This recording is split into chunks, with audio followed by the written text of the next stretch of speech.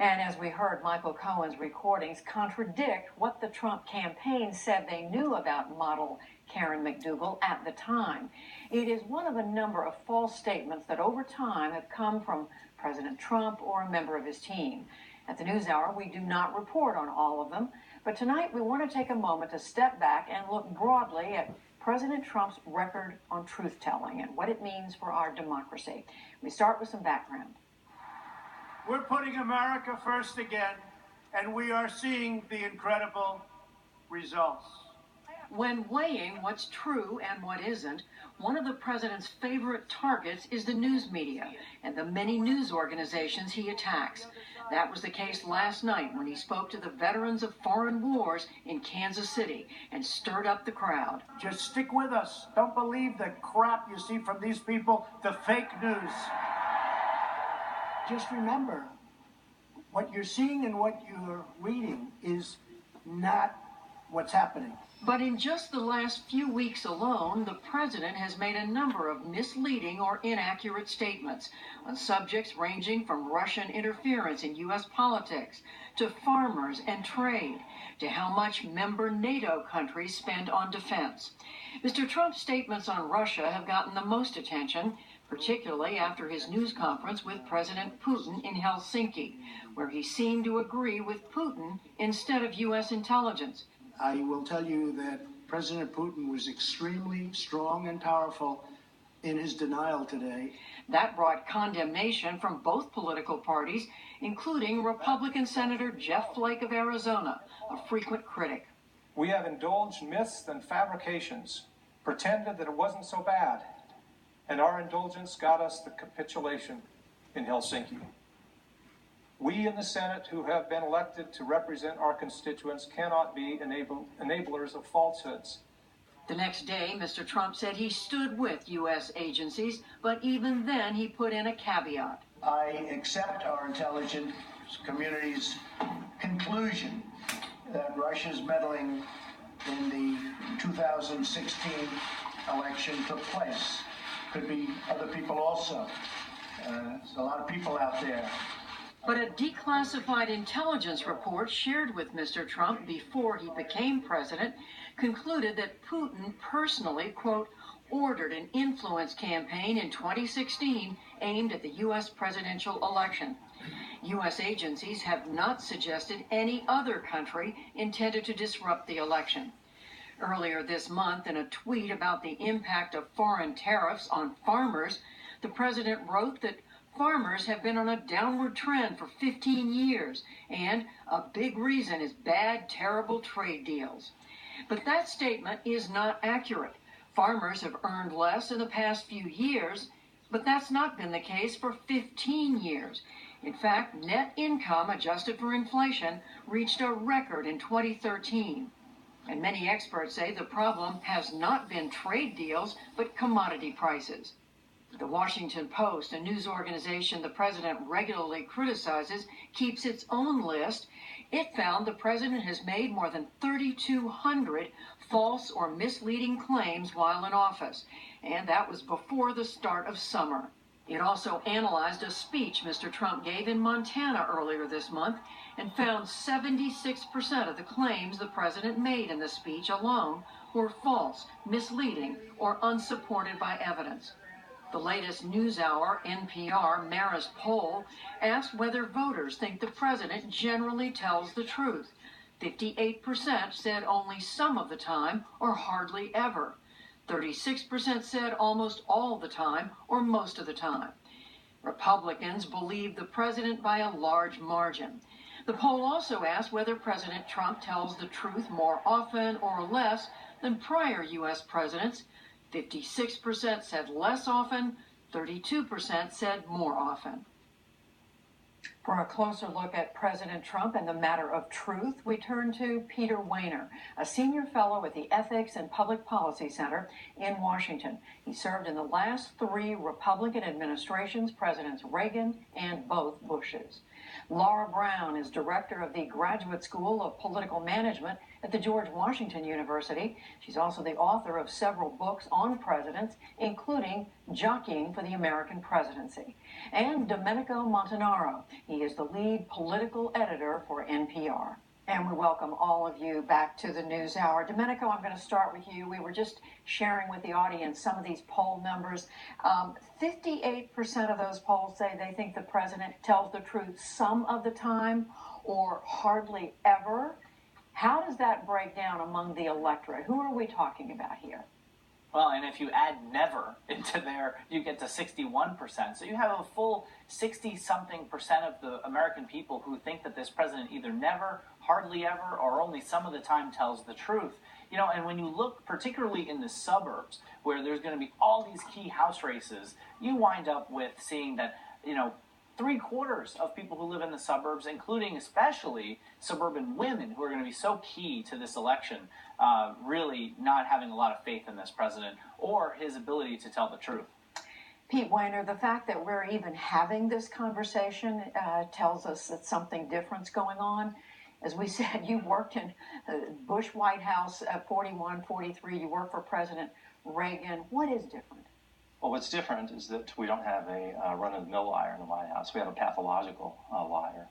This is a man who lies on personal matters and political matters, domestic and international.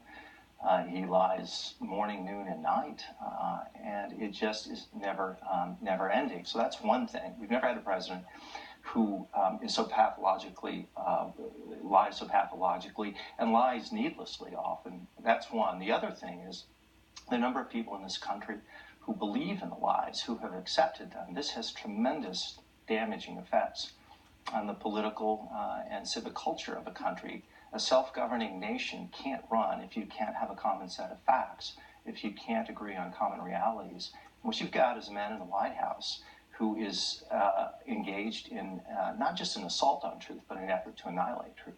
Annihilate truth. That's an incredible statement. It's true. It's not just the lies. It's that he's trying to destroy the categories of truth and falsity. And that's really why he goes after the media, right? Because the media has always been the institution in American life that has kept presidents accountable when it comes to what's true and what's not. And he knew from the outside of his presidency that he had to delegitimize the media so he could get away with this kind of thing. And this has an enormous seepage effect in the life of a country. Laura Brown, we all know, we've talked about this before, politicians exaggerate, presidents exaggerate, they stretch the truth. Sometimes they've been found to be lying. What is different about right now? We hear Pete Weiner saying this is an assault on the truth. How do you see it? Well, I would actually agree with that. I think one of the things that you see with this president and really across the administration is just a desire to lie on everything. I mean, there is such a volume of lies that it actually becomes difficult to catalog, and it creates confusion among the public. And as a result, many people end up trying to understand what is true, what is not. And that whole conversation about what is truth is precisely what allows his base to continue to support him and to believe his version of reality and not the news media's actual version of reality. And yet, Domenico, you watch these polls over time, even going back to the campaign, among the people who support President Trump, they have been willing to pretty much embrace everything he's done and said. Absolutely. And when, Laura talks about being able to categorize untruths or mischaracterizations, the Washington Post has tried to do that and has found some 3,200 misleading statements or false claims by the president. That isn't something, as you note, that's really had any effect on his base, obviously. In this poll, the NPR NewsHour, PBS Newshour Marist poll, 85% of Republicans still support this president. Now, when it comes to independents, which is a really key group, they sort of turned on this president a year ago, and 2/3 of them say that they are they do not approve of the job that he's doing, and they don't believe him. You know, and a lot of this also has to do with a lot of his personal attributes, his personal characteristics. You have 60% of people in this poll also saying that they're embarrassed by the president's conduct. Now, there are a couple caveats I want to put in here, because I went back and looked at the 2016 exit polls, and you might remember there that some 60% said that President Trump didn't have the temperament to be president. They said that he wasn't qualified to serve as president, and that they would be concerned or scared if he won. And yet, he won. And here we are. Pete Wehner, as we look back over the year and a half of the president in office, are there moments, are there statements of where something wasn't borne out by evidence that you think in particular stand out? Yeah, there's several. I mean, there's so many, it's hard to. I'd say the Charlottesville event was very important when he said that there were good people on both sides. I think the attacks on the Mueller investigation are extremely important, because this is an investigation trying to discern truth, and he's trying to destroy it. The one where he said that Hillary Clinton won because 3 million illegal votes were cast. I'll tell you one that might strike people as trivial, but I think in retrospect was extremely important. That was the original lie at the dawn of the presidency of Donald Trump, and that was the crowd size. When he insisted and sent his press secretary out to insist that it was larger than Barack Obama's. In one sense, people would say this is a trivial matter. What is it? Who cares? The reason it mattered is that this was right out of the box, not just a lie, but it was an assault on empirical, demonstrable facts. That is, there were pictures that showed the difference. And that was the tell, as they say in poker. That said that this guy was something different. He was going to go after truth in a way, and it's been a sustained, relentless assault on truth. I'd like to just for a moment kind of put some of this into historical context. When you look back at other presidents who have lied, because most presidents have, in some at least minor ways, sometimes justifiable ones, and sometimes categorically wrong ones that were morally problematic, you still don't see anything like the sheer kind of volume that President Trump is doing. I mean, what we have when we look back at FDR, he even admitted that he would be perfectly willing to mislead and tell lies if it were to win the war. And of course, he was talking about World War II. When you look at Richard Nixon with Watergate, that was obviously an obstruction of justice, and that became a problem for the presidency, and it created a great deal of cynicism among the public. When you look at Lyndon Johnson, or you look to the Pentagon Papers, right, we know that there was lying. But again, most of these things were limited by topic or limited in damage. This is not that kind of a situation. Pete Wehner, finally, what does this mean for our democracy? People talk about a democracy is built on a foundation of accepted truths, reality. What is this doing? It's hurting democracy. It's weakening the foundations. That's why people have to stand up and speak out. Democracy is about persuasion, right? Not coercion. And you can't persuade people if you can't agree on facts. You can't even agree on common problems. Beyond that, when you enter this realm, it deepens polarization. It deepens a sense of political tribalism. All of the rancor, all of the divisions are made worse. But I would say a couple of things. Viruses create their own antibodies. And the public can do something about this. You can do it in your individual lives. People can do it in social media. They can make a commitment not to put party loyalties ahead of the truth when they're in conflict. They can vote against. You think that's happening now? I think you are starting to get a reaction. I'm sure you're getting a reaction against it, because people understand both the disorienting effect of this. That's one thing. But there's something else going on as well, which is everybody knows in your individual life, you can't live if you don't have a common understanding of truth, and that's true in a national life as well.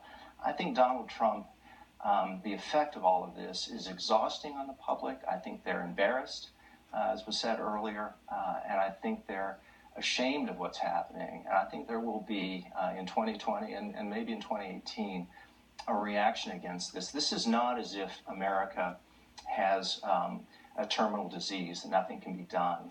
Individual lives matter. If one person does something, it may not. But if a lot of people act together, you can change a political and civic culture. That's happened before, and it can happen again. Pete Wehner, Laura Brown, Domenico Montanaro. We thank you all. Thank you. Thank you.